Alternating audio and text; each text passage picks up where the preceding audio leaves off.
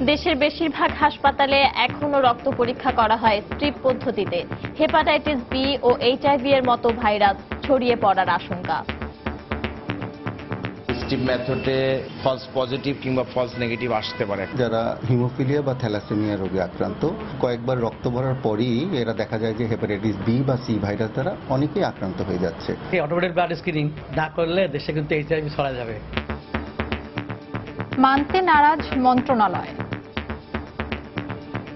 যেগুলো বেসরকারি ক্লিনিক আছে বা হাসপাতাল আছে সেখানে পুরনো টেকনোলজি ব্যবহার করতে পারে। এই বিষয়ে যদি কখনো কোনো কমপ্লেইন আসে সেটা আমরা অবশ্যই দেখব। দেখছিলেন বিশেষ শিরোনাম। সন্ধ্যার সময়ের সঙ্গে আছি আমি পারমিতা হিন এবং আমি ফাহমিদা মৌটুসী। এবার অন্যান্য শীর্ষ সংবাদ।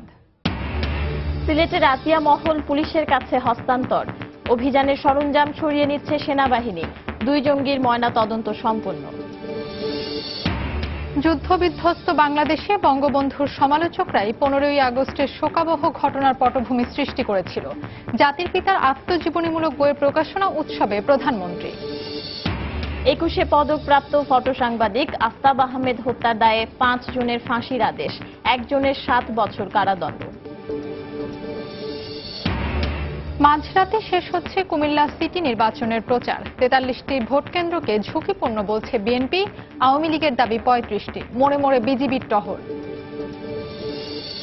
এবং সিরিজ জয় নিশ্চিত করতে টাইগারদের সামনে লক্ষ্য 312 রান।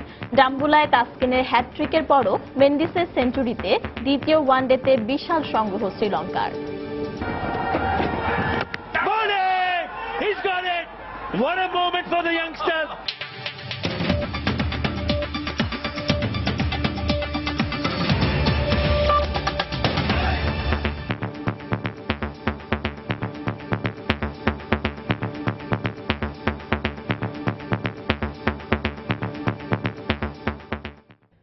সিলেটের শিববাড়ির আতিয়া মহল পুলিশের কাছে হস্তান্তর করা হয়েছে। বিকেলে বাড়িটি হস্তান্তর করা হয়। এর আগে সেনাবাহিনী তাদের যানবাহন ও সরঞ্জাম সরিয়ে নেয়। বিকেল 5:30টার দিকে একের পর এক সাজোয়া যান, সেনা অ্যাম্বুলেন্স ও সেনা সদস্যদের বহন করা গাড়ি বের হয়ে আসে শিববাড়ি এলাকা থেকে। এ সময় সেনা সদস্যরা বিজয় চিহ্ন দেখান। এলাকাবাসী তাদের হাততালি দিয়ে অভিনন্দন জানান। তবে অভিযান টুয়াইলাইট শেষ হওয়ার কোনো ঘোষণা সেনাবাহিনীর পক্ষ থেকে এখনো দেয়া হয়নি। সন্ধ্যা 7:30টায় এ বিষয়ে ব্রিফিং হওয়ার কথা রয়েছে। অভিযানের 5ম দিনে দুপুরে আতিয়া মহলের ভেতর থেকে বিস্ফোরকের শব্দ শোনা যায়। তবে সেখানে এখনো 144 ধারা অব্যাহত রয়েছে। এদিকে গতকাল হস্তান্তর হওয়া 2 জঙ্গির ময়নাতদন্ত সম্পন্ন করেছে ওসমানী মেডিকেল কলেজ হাসপাতাল কর্তৃপক্ষ। নিহত নারী জঙ্গির নাম মঞ্জিয়ারা পারভিন। সীতাকুণ্ডে আটক জঙ্গি জুবাইদা ইয়াসমিনের বোন বলে ধারণা করছে পুলিশ। তবে সে মর্জিনা কিনা নিশ্চিত হতে বান্দরবান থেকে পরিবারের সদস্যদের সিলেটে ডেকে পাঠানো হয়েছে।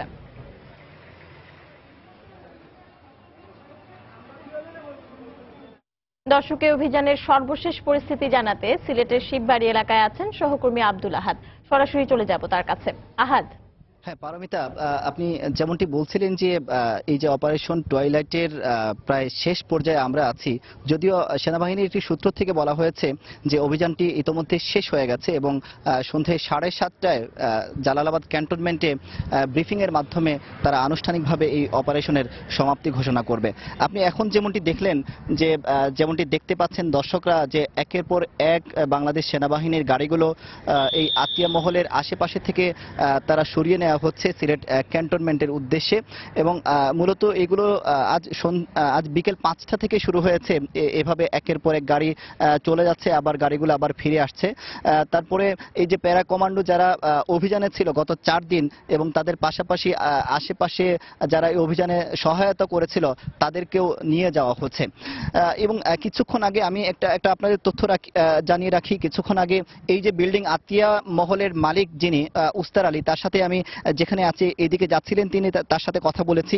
তিনি বললেন যে যখন এই 2 জন জঙ্গিকে কাউসার এবং মর্জিনাকে তিনি যখন ভাড়া দেন তখন তারা স্বামী স্ত্রী পরিচয় দিয়ে তারা এই বাসায় ঢুকেছিল। এবং যেদিন শুক্রবার সকালে তিনি আমাদেরকে যে তথ্যটি জানালেন, তিনি নিজেই পুলিশকে খবর দিয়েছিলেন এবং পুলিশ আসার পরে পুলিশের সহায়তায় তিনি যে রুমে তারা ছিল সেই রুমের বাইরে থেকে তিনি তালাবদ্ধ করে রেখেছিলেন। এবং পরবর্তীতে সেনাবাহিনী যেমনটি আমাদেরকে বলেছে যে ভিতরে বোমা বিস্ফোরণ করে তারা রুম থেকে বেরিয়ে এসেছিল। এমন আসলে ভয়াবহ একটি চিত্র ছিল গত 5 দিন, এবং যেহেতু অপারেশনটি শেষ হয়েছে সে কারণে এলাকাবাসীর মধ্যে স্বস্তি নেমে এসেছে। এবং আপনারা দেখেছেন যে পুলিশও দাঁড়িয়ে আছে এই গোটা এলাকা তারা তাদের বেষ্টনীর মধ্যে রেখেছে যাতে অপারেশন শেষে আর কোনো দুর্ঘটনা না ঘটে। পারমিতা। দর্শক, অপারেশন টুয়াইলাইটের সর্বশেষ পরিস্থিতি জানাচ্ছিলেন সহকর্মী আব্দুল আহাদ। চলে যাচ্ছি পরের খবরে। বৃহত্তর চট্টগ্রামে রিক্রুটিং, ট্রেনিং এবং অপারেশন এ 3 ধাপে চলছে নিষিদ্ধ জঙ্গি সংগঠন 90 জেএমবির সাংগঠনিক কার্যক্রম। এর মধ্যে দিনাজপুরের রানা সদস্য সংগ্রহ, রাজশাহীর মুসা অপারেশন এবং সাগর নামে একজন জঙ্গি সদস্যদের বোমা তৈরির প্রশিক্ষণ দেয় এমন তথ্য পেয়েছে পুলিশ। তারা জানিয়েছেন, মূলত রাজধানী ঢাকার ইংরেজি মাধ্যমে শিক্ষার্থীদের সদস্য হিসেবে অন্তর্ভুক্তির পর দুর্গম পাহাড়ি এলাকায় প্রশিক্ষণ শেষে অপারেশনের জন্য প্রস্তুত করা হয়। আরো জানাচ্ছেন কমল দে। রাজধানী ঢাকায় লাগাতার অভিযানে 90 জেএমবির শীর্ষ নেতা তামিম এবং সরওয়ান নিহত হওয়ার পর আইনশৃঙ্খলা বাহিনীর ধারণা হয়েছিল সংগঠনটির কার্যক্রম স্থিমিত হয়ে গেছে। কিন্তু চলতি মার্চ মাসে কুমিল্লার চান্দিনা, চট্টগ্রামের মিরসরাই এবং সীতাকুণ্ডে একাধিক আস্তানা ও বোমা তৈরির বিশাল আয়োজন দেখে পুলিশের সে ধারণা উড়ে গেছে। এখন চলছে জঙ্গি সংগঠন 90 জেএমবির সাংগঠনিক তৎপরতা অনুসন্ধানের কাজ। আটককৃত জেএমবি সদস্যদের জিজ্ঞাসাবাদে বের হয়ে এসেছে সাংগঠনিক কার্যক্রম চালানোর 3টি প্রক্রিয়া, নানা তথ্য। রিক্রুটমেন্ট হয়, প্রশিক্ষণ হয়, তারপরে অপারেশনে আসে। তো সেই অপারেশনে এই 3টি যেন নিরবিচ্ছিন্নভাবে চলতে না পারে, এই জন্য আমরা মাঝপথে যে কোনো এক জায়গায় তাদেরকে যদি কাট করে দিতে পারি তাহলে কিন্তু তাদের অভিযান করার সক্ষমতাটা এটা অর্জিত হবে না। আটককৃত জেএমবি সদস্যদের দেওয়া তথ্য অনুযায়ী রাজধানী ঢাকা থেকে সদস্য সংগ্রহের পর প্রশিক্ষণের জন্য তাদের প্রত্যেককে নিয়ে আসা হয় বৃহত্তর চট্টগ্রামে। পাহাড়ি দুর্গম এলাকায় চলে প্রশিক্ষণ। এরপর তাদের আনা হয় নগরীয় জেলার গোপন আস্তানায়। সেখানে চূড়ান্ত প্রশিক্ষণ শেষে পাঠানো হয় অপারেশনে। টহল, আমাদের চেকপোস্ট এবং আরো গোয়েন্দা কার্যক্রম, এই 3টা ওয়েতে আমরা এটা ঠেকাতে পারি। উপরের যারা এদের নিয়ন্ত্রণ করে তারা আসলে একটু দূরে থাকে এবং তাদের এই লিঙ্কটা করা, এটা তদন্তের মাধ্যমে বের করাটা এটা একটু কষ্টসাধ্য ব্যাপার। জঙ্গিদের এই 3টি ধাপকে ভাঙার জন্য আইন শৃঙ্খলা বাহিনীকে আরো বেশি কৌশলী হওয়ার পরামর্শ দেন এর নিরাপত্তা বিশ্লেষক। লিঙ্কেজ কোথায়, সে কোথা থেকে রিক্রুট হচ্ছে, সে কোথা থেকে প্রশিক্ষণ পাচ্ছে, সে কোথা থেকে মোটিভেট হচ্ছে, রেডিকালাইজ হচ্ছে, এই জিনিসগুলো গোয়েন্দা তৎপরতার মাধ্যমে, সংগঠিত এবং ইফেক্টিভ গোয়েন্দা তৎপরতার মাধ্যমে সম্ভব। পুলিশ কর্মকর্তারা বলছেন, রিক্রুটিং বিভাগের সোহেল রানা, ট্রেনিং এর সাগর এবং অপারেশন বিভাগের মুসার সন্ধান পাওয়া গেলে বৃহত্তর চট্টগ্রামে জঙ্গি তৎপরতা অনেকটা নিয়ন্ত্রণে আনা যাবে। তবে আইন শৃঙ্খলা বাহিনী এখন পর্যন্ত তাদের সুনির্দিষ্ট অবস্থান নিশ্চিত হতে পারেনি। কমল দে, সময় সংবাদ, চট্টগ্রাম। সম্প্রতি দেশের বিভিন্ন স্থানে জঙ্গি তৎপরতা আর নতুন ধরনের বোমা উদ্ধারের বিষয়টি মাথায় রেখে বিস্ফোরক দ্রব্য নিয়ন্ত্রণ আইন আরও কার্যকর করা হবে বলে জানিয়েছেন আইনমন্ত্রী আনিসুল হক। সকালে রাজধানীতে এক অনুষ্ঠান শেষে সাংবাদিকদের প্রশ্নের জবাবে তিনি একথা বলেন। আইনমন্ত্রী জানান, জঙ্গিদের ব্যবহৃত অস্ত্র ও গোলাবারুদের উৎস খুঁজে বের করে আইনকে শক্তিশালী করা হবে। আজকালকার যেই পরিস্থিতি, তাতে আমার মনে হয় যে এক্সপ্লোসিভ সাবস্টেন্স অ্যাক্টটা আরও বেশি করে কার্যকর করার প্রয়োজন দেখা দিয়েছে। তদন্ত করে যখন এই সব অপরাধের যেই সব উপাত্তেয় ব্যবহার করা হচ্ছে সেইগুলির ব্যাপারে যেই সব ব্যবস্থা আইনে নেওয়া প্রয়োজন, ঠিক সেই সব ব্যবস্থাই আমরা নিব। সন্ধ্যার সময় আরো থাকছে। প্রশ্নপত্র ফাঁসের অভিযোগে রাজধানী থেকে কলেজের অধ্যক্ষ সহ আটক 9। কেন্দ্র থেকে মোবাইলে ছবি তুলে ছড়িয়ে দিত চক্রটি, ব্রিফিংয়ে ডিবি। এবং চট্টগ্রামের শিশু 21 দত্তকের বিষয়ে আদালতের সিদ্ধান্ত কাল। 16 আগ্রহী দম্পতির মধ্যে 13 জনের আবেদনের শুনানি শেষে ধার্য হল দিন। যুদ্ধবিধ্বস্ত বাংলাদেশে বঙ্গবন্ধুর সমালোচকরাই 15 আগস্টের শোকাবহ ঘটনার পটভূমি সৃষ্টি করেছিল। রাজধানীর কৃষিবিদ ইনস্টিটিউশন মিলনায়তনে জাতির পিতার আত্মজীবনীমূলক বইয়ের প্রকাশনা উৎসবে প্রধানমন্ত্রী শেখ হাসিনা একথা বলেন। তিনি আরো বলেন, বঙ্গবন্ধু যে সোনার বাংলা গড়ে তোলার স্বপ্ন দেখেছিলেন, সেই সোনার বাংলা গড়ার কাজ করে যাচ্ছে বর্তমান সরকার। স্বাধীনতার পর একটা যুদ্ধ বিধ্বস্ত দেশ, যে দেশটা ছিল একটা প্রদেশ, ঔপনিবেশিক শক্তির দ্বারা যে দেশটি শাসিত, এরপর পাকিস্তানের ঔপনিবেশিক শক্তি দ্বারা শাসিত, সেই দেশে শাসনভার পেলেন ৭২ সালে। অল্প সময়ের মধ্যে একটা যুদ্ধ বিধ্বস্ত দেশ গড়ে তোলা এটা এত সহজ কাজ ছিল না। কিন্তু এখন আমার মাঝে মাঝে এটাই দুঃখ হয় যে তখনও তো কেউ সময় দেয়নি। অনেকেই তো কত সমালোচনা, এটা হলো না, ওটা হলো না, ধৈর্য নেই, নানা ধরনের কথা, কত কিছু। মনে হলো যেন সেই সময় মানে ওনার বিরুদ্ধে সমালোচনা করতে করতে সেই স্বাধীনতা পরাজিত শক্তি তাদের হাতকেই যেন শক্তিশালী করে দিল। আর এখন আমার মাঝে মাঝে এটাই মনে হয় যে এই যে তার বিরুদ্ধে নানা সমালোচনা, নানা কথা লেখার মধ্য দিয়ে তার জীবনটাকে কেড়ে নেওয়ার পথটা, অর্থাৎ 15ই আগস্টটা ঘটাবার একটা যেন পটভূমি তৈরি করে দিয়েছিল অনেকেই। তৃতীয় নগর পরিচালন ও অবকাঠামো উন্নয়ন প্রকল্প সহ 10,100 কোটি টাকার 12টি উন্নয়ন প্রকল্প অনুমোদন দিয়েছে জাতীয় অর্থনৈতিক পরিষদের নির্বাহী কমিটি একনেক। সকালে প্রধানমন্ত্রীর সভাপতিত্বে রাজধানীর আগারগাঁওয়ে এনইসি সম্মেলন কক্ষে একনেকের বৈঠকে প্রকল্পগুলোর অনুমোদন দেওয়া হয়। এতে তৃতীয় নগর পরিচালন ও অবকাঠামো উন্নয়ন প্রকল্পে ব্যয় ধরা হয়েছে 4,000 কোটি টাকা। পার্বত্য 6 জেলায় মসজিদ ভিত্তিক শিশু ও গণশিক্ষা কার্যক্রম প্রকল্পে ব্যয় ধরা হয়েছে 2,200 কোটি টাকা। অন্যান্য প্রকল্পগুলোর মধ্যে রয়েছে মাতোয়াইল স্যানিটারি ল্যান্ডফিল সম্প্রসারণ সহ ভূমি উন্নয়ন প্রকল্প, গুরুত্বপূর্ণ আঞ্চলিক মহাসড়ক যথাযথ মান ও প্রশস্ততায় উন্নীতকরণ প্রকল্প, নির্মল বায়ু ও টেকসই উন্নয়ন প্রকল্প এবং টেকসই ক্ষুদ্রাকার পানি সম্পদ উন্নয়ন প্রকল্প। সভা শেষে পরিকল্পনা মন্ত্রী আ.হ.ম মুস্তফা কামাল সাংবাদিকদের বিভিন্ন প্রকল্প সম্পর্কে জানান। 21 পদকপ্রাপ্ত ফটো সাংবাদিক আফতাব আহমেদ হত্যা মামলায় 5 জনকে ফাঁসি এবং 1 জনকে 7 বছরের কারাদণ্ড দিয়েছেন দ্রুত বিচার ট্রাইব্যুনাল 4। সকালে দ্রুত বিচার ট্রাইব্যুনালের বিচারক আব্দুর রহমান সর্দার এ রায় দেন। 2013 সালের 25শে ডিসেম্বর রাজধানীর রামপুরার ওয়াপদা রোডে নিজ বাসা থেকে হাত পা বাঁধা অবস্থায় উদ্ধার করা হয় ইত্তেফাকের সাবেক এই আলোকচিত্র সাংবাদিকের মরদেহ। পরে তার পরিবার রামপুরা থানায় অজ্ঞাত 6 জনের নামে মামলা করেন। 2006 সালে 21 পদক পাওয়া প্রবীণ সাংবাদিক আফতাব একাই থাকতেন তার বাসায়। রায়ে বাদীপক্ষ সন্তোষ প্রকাশ করেছেন, তবে আসামি পক্ষের আইনজীবীরা উচ্চ আদালতে আপিল করবেন বলে জানান। 5 জনকে সর্বোচ্চ শাস্তি মৃত্যুদণ্ড দেওয়া হয়েছে এবং 1 জনকে 7 বছরের কারাদণ্ড দেওয়া হয়েছে। এবং এই ঘটনা একটা নৃশংস হত্যাকাণ্ড, ডাকাতির ঘটনা ঘটিয়ে তাকে হত্যা করেছে। এখানে এই আফতাবউদ্দিন সাহেবের, সাংবাদিক সাহেবের তার ড্রাইভার এর সঙ্গে জড়িত, তার মাধ্যমে এখন পরিকল্পিতভাবে তাকে হত্যা করে তার বাড়িতে ডাকাতি করে তারা পালিয়ে যায়। আসামি হুমায়ুন কবির মোল্লা, যেখানে এই ড্রাইভার সাহেব তার একটা আইডি কার্ড দিয়ে চাকরি নিয়েছে, তাকে শুধুমাত্র সিএসভুক্ত করে এবং ধরে এনে আসামি করা হয়েছে এবং স্বীকারোক্তি নেওয়া হয়েছে। আমরা এই আদালতে, এই আদেশের বুদ্ধি উচ্চ আদালতে যাব। সন্ধ্যার সময় আরো থাকছে। দেশের মোবাইল কোম্পানিগুলোর টাওয়ারের ক্ষতিকর বিকিরণের মাত্রা নির্ধারণে 3টি আন্তর্জাতিক সংস্থাকে দিয়ে পরীক্ষার নির্দেশ হাইকোর্টের। দেশের অধিকাংশ হাসপাতালে এখনো রক্ত পরীক্ষা করা হয় পুরনো স্ট্রিপ পদ্ধতিতে।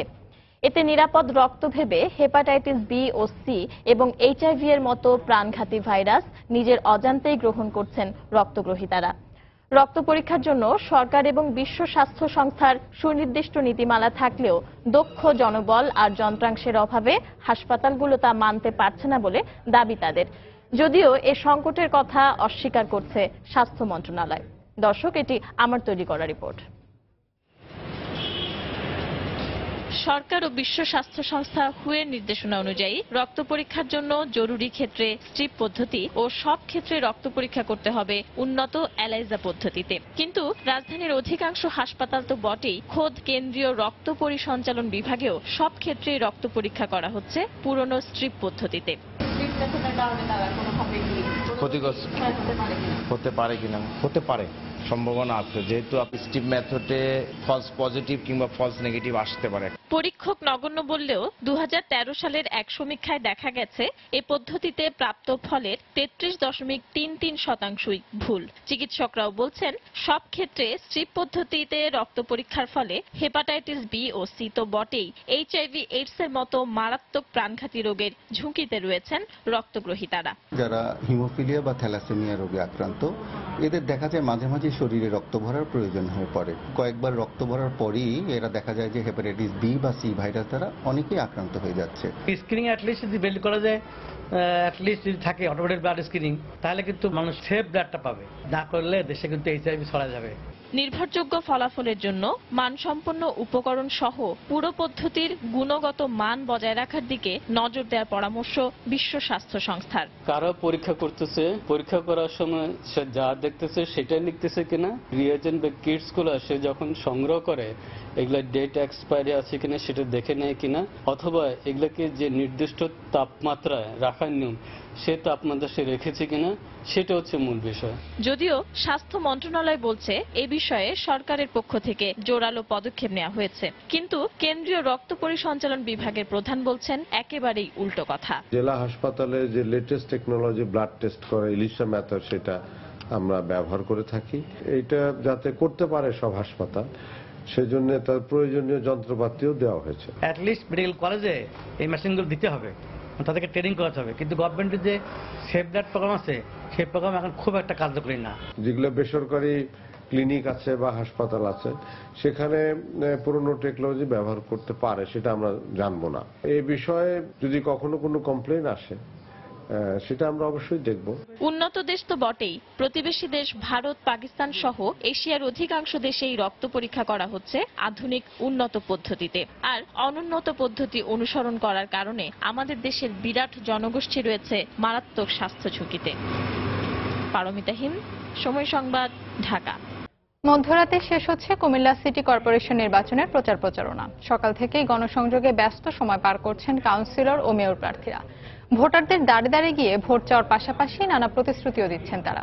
সকাল 10টার পর আওয়ামী লীগের মেয়র প্রার্থী আঞ্জুম সুলতানা সীমা নগরীর বিভিন্ন স্থানে প্রচারণা চালান। এ সময় ভোটারদের দুঃখ দুর্দশার কথা শুনে নির্বাচিত হলে সমাধানের আশ্বাস দেন। দুপুরের দিকে প্রচারণার মাঠে নামেন বিএনপির মেয়র প্রার্থী মনিরুল হক সাক্কু। এদিকে কুমিল্লা নগরীর বেশ কয়েকটি এলাকার কাউন্সিলর প্রার্থীদের বাড়িঘরে প্রতিপক্ষরা হামলা চালিয়েছে বলে অভিযোগ পাওয়া গেছে। 25 নম্বর ওয়ার্ডে 2 কাউন্সিলর প্রার্থীর সমর্থকদের মধ্যে ধাওয়া পাল্টা ধাওয়ার ঘটনায় 2 জন আহতের খবর পাওয়া গেছে। অন্যদিকে আইন শৃঙ্খলা নিয়ন্ত্রণে 26 প্লাটুন বিজিবি মোতায়েন করেছে নির্বাচন কমিশন। আজকে শেষ দিন, আজকে এসে যদি এ ধরনের ঘটনা ঘটে থাকে তবে মনে করতে হবে এটা উদ্দেশ্য প্রণোদিত, এটার কোনো ভিত্তি নেই। ইনশাল্লাহ আমি তাদের কাছে আশা করব, যদি বিগত দিনে আমি তাদের সঙ্গে ছিলাম, এইসব না করিয়া জনগণের কাছে যান, জনগণের কাছে ভোট চান।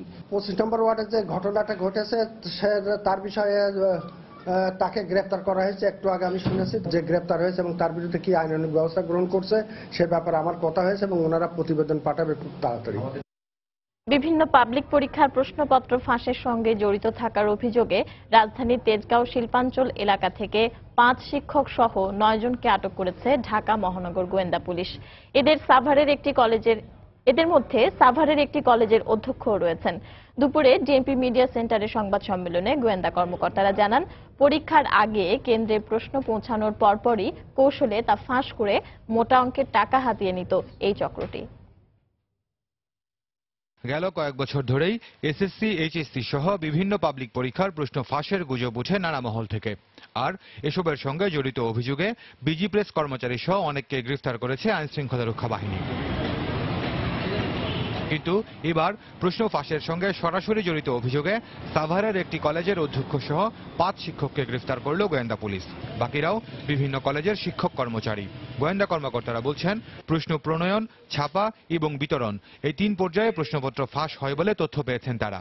এদিন যে চক্রটিকে গ্রেফতার করা হয় তারা কেন্দ্র থেকে মূল প্রশ্নপত্র ফাঁসের সঙ্গে জড়িত। সেন্টার থেকে যখন প্রশ্নপত্র নিতে আসে, নেওয়ার সময় প্রশ্নপত্রগুলো ঘন্টা পরীক্ষা শুরু হওয়ার 1 ঘন্টা কিংবা 2 ঘন্টা আগে তারা এই প্রক্রিয়া শুরু করে। বিশেষ করে যে শর্ট কোয়েশ্চেন, যেগুলো এমসিকিউ টাইপের যে কোয়েশ্চেন গুলো আছে, সেই এমসিকিউ গুলো কোয়েশ্চেন গুলা স্ন্যাপশট নিয়ে নেয় চট করে, তো সলভ করে এটা একদম ফেসবুকের যে ডিস্ট্রিবিউটর, তার নাম হলো মিস্টার জিএম সাগর, তার কাছে পাঠিয়ে দেয়।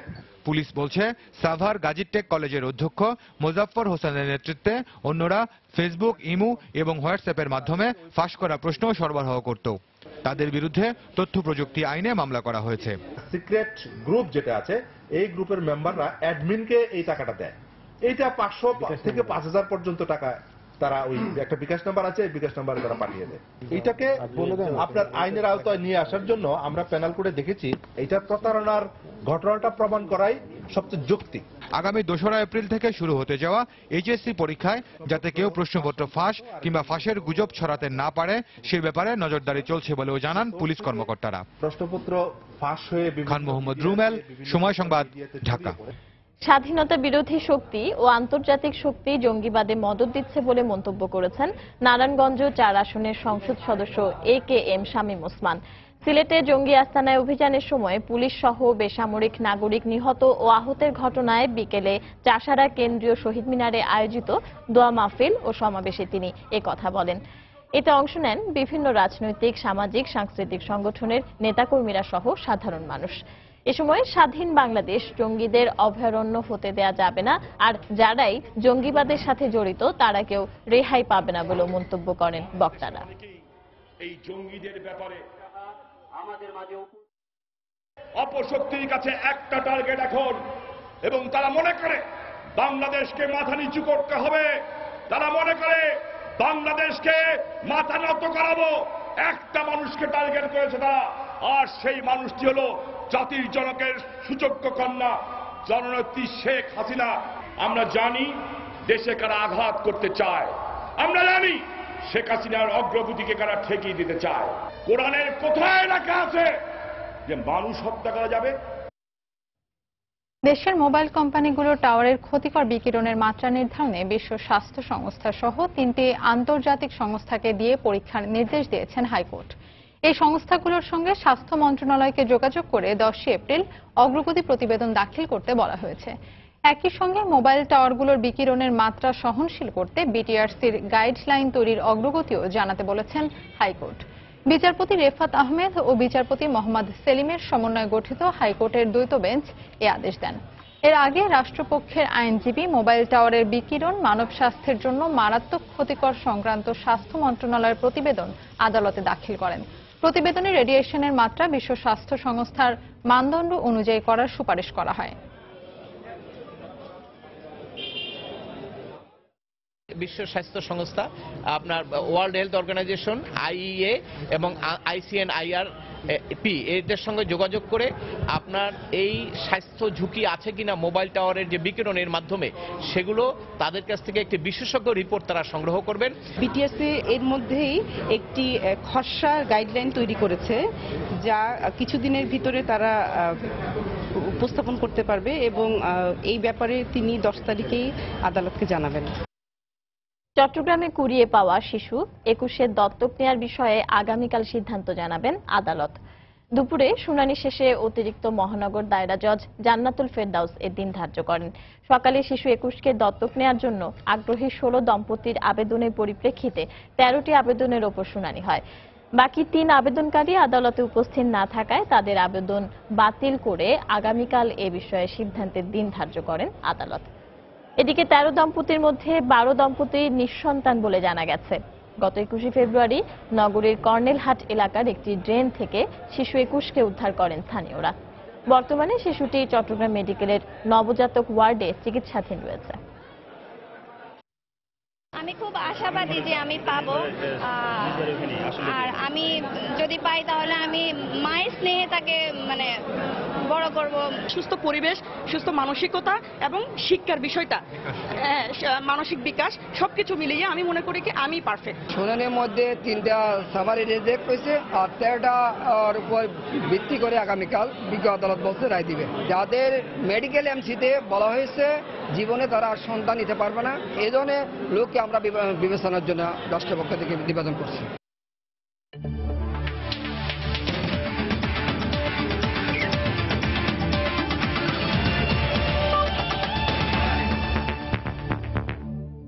শ্রীলঙ্কা বাংলাদেশ ওয়ানডে সিরিজের খবর। তাসকিনের হ্যাট্রিকের পরও সিরিজ জয় নিশ্চিত করতে কঠিন চ্যালেঞ্জের সামনে দাঁড়িয়ে বাংলাদেশ। রাঙ্গিরি ডাম্বুলা আন্তর্জাতিক স্টেডিয়ামে টস জিতে ব্যাট করতে নেমে কুশল মেন্ডিসের সেঞ্চুরিতে সবকটি উইকেট হারিয়ে 311 রানের পাহাড় করেছে লঙ্কানরা। তবে বৃষ্টির হানায় এখনো ব্যাটিংয়ে নামতে পারেনি টাইগাররা। দলীয় 18 রানে গুনাথিলাকাকে ফিরিয়ে সিরিজের সমতায় ফিরতে মরিয়া শ্রীলঙ্কাকে শুরুতেই ধাক্কা দেন টাইগার অধিনায়ক মাশরাফি। কিন্তু থারাঙ্গা ও কুশল মেন্ডিসের 111 রানের জুটিতে চাপ সামলে ওঠে স্বাগতিকরা। ক্যারিয়ারের 200তম ওয়ানডেতে ব্যক্তিগত 65 রানে আউট হন লঙ্কান অধিনায়ক থারাঙ্গা। এরপর বাংলাদেশের বোলারদের ওপর চড়াও হয়ে 83 রানের জুটি গড়েন কুশল মেন্ডিস ও চান্ডিমাল। 24 রান করা চান্ডিমালকে ফেরান মোস্তাফিজ। ক্যারিয়ারের প্রথম সেঞ্চুরি তুলে 102 রান করে তাসকিনে কাটা পড়েন মেন্ডিস। গুণারত্নে ও শ্রীবর্ধনের জুটিতে আসে কার্যকরী 55 রান। 30 রান করা শ্রীবর্ধনেকে মিরাজ ফেরালে থেসারা পেরেরা ও দিলরুয়ান পেরেরাও আউট হন দ্রুতই। 39 রানের ক্যামিও ইনিংস খেলেন গুণারত্নে। তবে বল হাতে শেষ ওভারে জাদু দেখান তাসকিন। পরপর 3 বলে গুণারত্নে, লাকমাল ও প্রদীপকে ফিরিয়ে ওয়ানডে ক্রিকেটে পঞ্চম বাংলাদেশি হিসেবে হ্যাট্রিক করেন স্পিডস্টার। সন্ধ্যার সময়ে এ পর্যায়ে শীর্ষ সংবাদ জানিয়ে দিচ্ছি আরেকবার। সিলেটের আতিয়া মহল পুলিশের কাছে হস্তান্তর। অভিযানের সরঞ্জাম সরিয়ে নিচ্ছে সেনাবাহিনী। 2 জঙ্গির ময়না তদন্ত সম্পন্ন। যুদ্ধবিধ্বস্ত বাংলাদেশে বঙ্গবন্ধুর সমালোচকরা এই 15ই আগস্টের শোকাবহ ঘটনার পটভূমি সৃষ্টি করেছিল। জাতির পিতার আত্মজীবনীমূলক বইয়ের প্রকাশনা উৎসবে প্রধানমন্ত্রী। 21 পদকপ্রাপ্ত ফটো সাংবাদিক আফতাব আহমেদ হত্যার দায়ে 5 জনের ফাঁসির আদেশ। 1 জনের 7 বছর কারাদণ্ড। মাঝরাতে শেষ হচ্ছে কুমিল্লা সিটি নির্বাচনের প্রচার। 43টি ভোট কেন্দ্রকে ঝুঁকিপূর্ণ বলছে বিএনপি। আওয়ামী লীগের দাবি 35টি, মোড়ে মোড়ে বিজিবির টহল। এবং ডাম্বুলায় সিরিজ জয়ের জন্য টাইগারদের লক্ষ্য 312 রান। তাসকিনের হ্যাট্রিকের পরও মেন্ডিসের সেঞ্চুরিতে দ্বিতীয় ওয়ানডেতে বিশাল সংগ্রহ শ্রীলঙ্কার।